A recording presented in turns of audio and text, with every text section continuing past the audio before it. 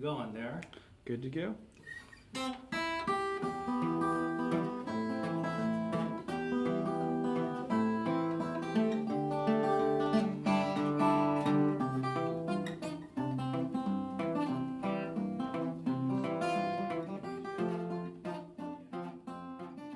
Do I think about death a lot?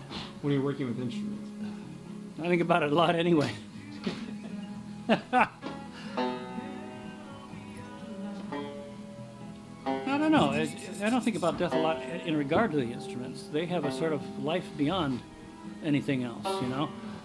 We treat our instruments in a way that's not the same as the way we treat other consumer goods. I mean, in reality, this is a consumer product, you know. It's made by a factory. It was bought by a musician, and it is perhaps just one of many thousands.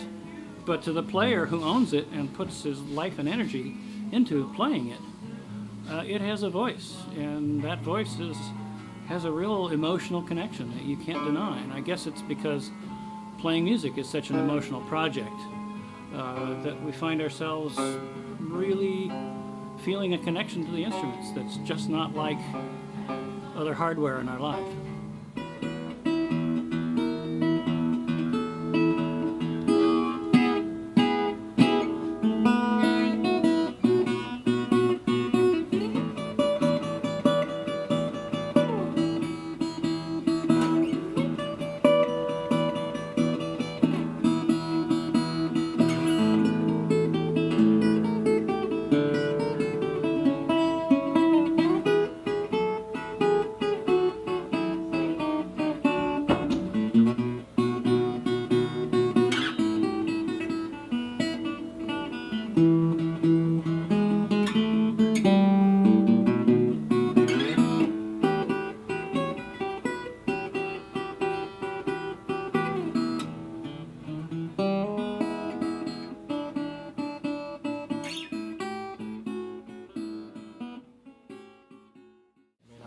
I was known as the guy who would go to a jam session with a mirror and a flashlight in his guitar case, and when people weren't playing their instruments, I was poking around with the mirror and the flashlight to see how they were braced and how they were constructed, and it was just like, what on earth are you doing? And when I would see a Martin guitar that I thought sounded really terrific, I wanted to know why. And Frank was the same way. It was just like, okay, here's one guitar, here's another guitar, they sound really different. Well, why do they sound different? Tomorrow, I think we're going to, there's another crack up there, we're going to put some thin super glue in here, believe it or not, and build it up, and then scrape it down with a razor blade, and then smooth it and buff it out and see if we can make it look nice. I think it might already be on hold, which means that it's already sold, but we have to try to work out these minor problems before it goes out the door. But it's a really interesting guitar. Frank told me that these really unique inlays that have these rectangular borders around them, that they were actually cutouts from Gibson banjo necks. So they were just trying to use whatever they could on different models. And the people that were interested in these guitars probably had never even seen the banjo necks that they had used these inlays on. And so another really cool thing, you can see there's parts of the inlay missing here, and we're not going to replace the pearl on that, but we do stuff like that here. We'll cut pieces and clean that up and everything, but we're not going to do that on this because it's a consignment and everything. But I wanted to point out this guitar because I just think it's great.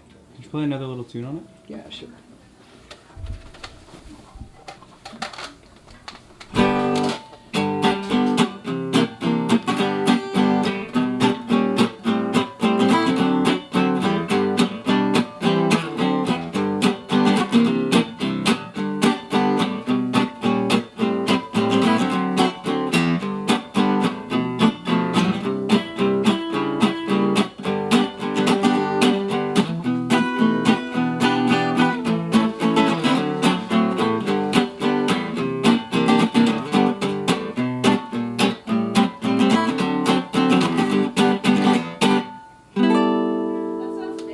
It's a nice guitar. I wish it were mine.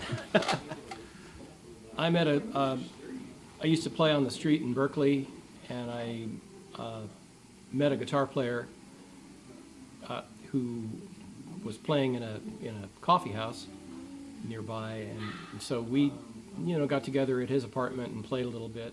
The guy I met, John Wagner, suggested that we do a road trip, and he wanted me to meet his friends there, and Frank was actually, it was Frank and his roommates that were hosting the get-together, and so that was how we met. In the previous 15 years when I wasn't working here, I was here probably once or twice a week anyway, just stopping in to catch up on the gossip, see what instruments were here,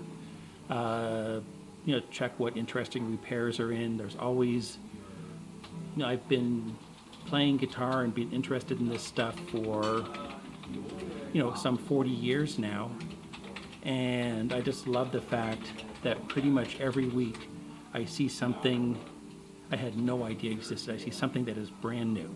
There's always something.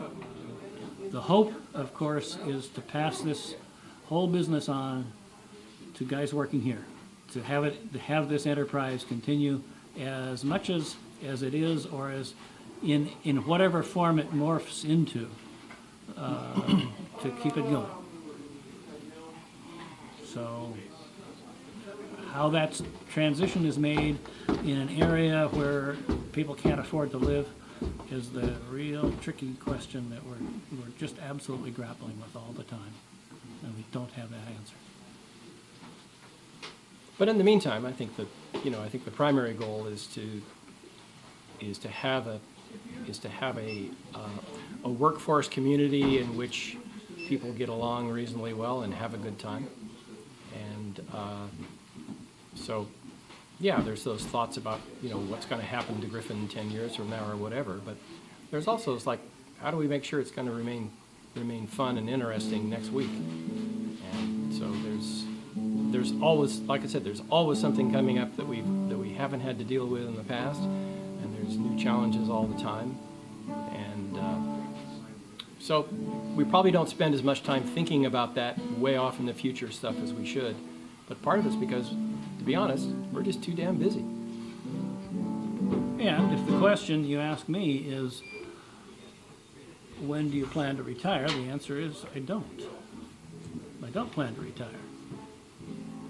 I'm old. I'm already past legal retirement age, and I see no reason to stop. Because I like what I'm doing more than anything else. It's simple as that. We had a 40th or 45th anniversary party here a while back, and I talked to a small group of people. I said, I'd like to announce my retirement, and they seemed a little surprised, and I said, the thing about retirement is you can do any damn thing you want with your time. So I'll see you at work on Monday.